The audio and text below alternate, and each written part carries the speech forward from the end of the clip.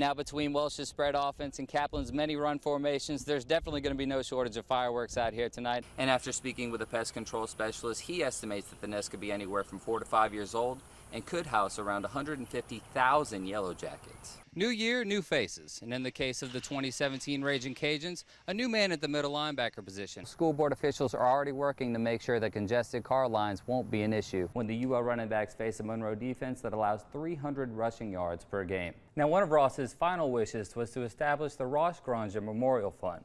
The goal is to provide scholarships for Erath High graduates and help families affected by brainstem glioma. It's no secret that Tulsa's offense can light up the scoreboard. Last year's team finished number 4 in the nation in total offense. I'm here at Moncus Park in Lafayette where the Taco Festival is wrapping up for the day, and boy, what a day it was. I'm here in Jeff Davis Parish where in just a little bit the Welsh Greyhounds will be hosting the Kaplan Pirates for Friday Night Football. No official action can be taken until the full school board meets on October 18th. I'll be getting answers as to why one resident's inability to remove the nest is causing a buzz among the neighbors. The Bus, the Bull, or just simply number 9. These are a few nicknames to describe UL running back Trey Regis, and it's all thanks to his physical brand of running that he brings to a loaded Cajun backfield. He's always been that style of runner, even in high school. He was a physical kid. He don't have blazing speed, but he's got good speed. He's fast enough. But he's got outstanding hand. He's tough, he's physical. So he's off to a great start, and I'm excited for him. Now, Regis is just one of 2 freshman running backs on the UL roster, and the ankle injury that caused him to miss all of last season could have been a blessing in disguise. The injury kind of messed with my head. I've never been hurt before either, so having an injury like that really it messed with my mind. But just stayed focused.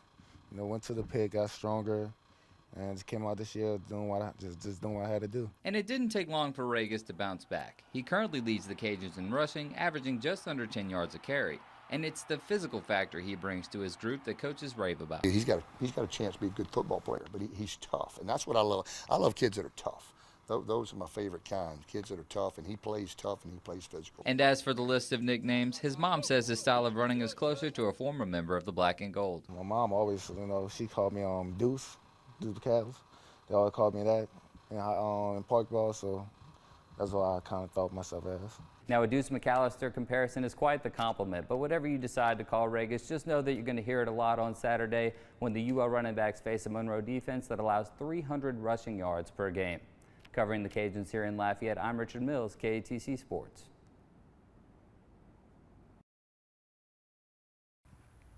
Bobcat Field is now Ross Granger Field.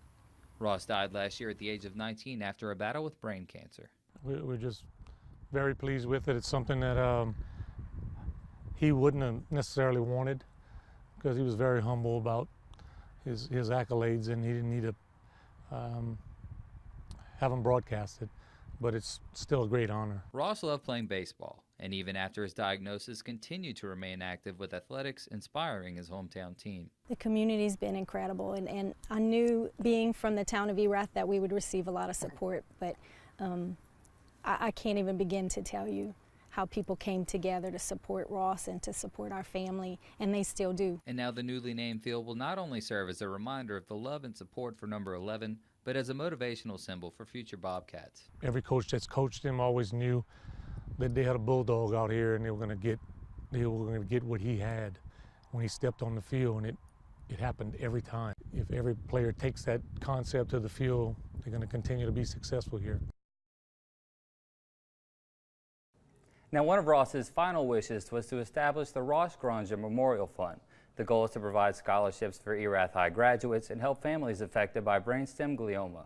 We'll have that link on KATC.com as well. Live in studio, Richie Mills, KATC TV3.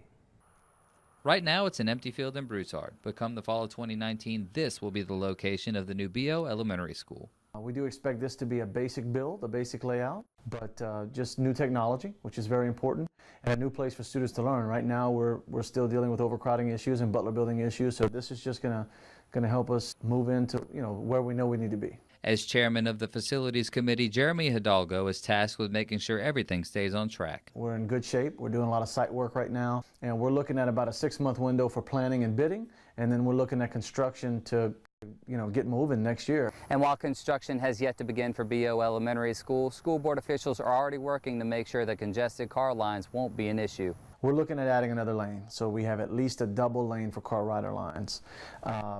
You know, we want to try to get ahead of this problem. Some believe you build it and they will come. I believe that they're coming.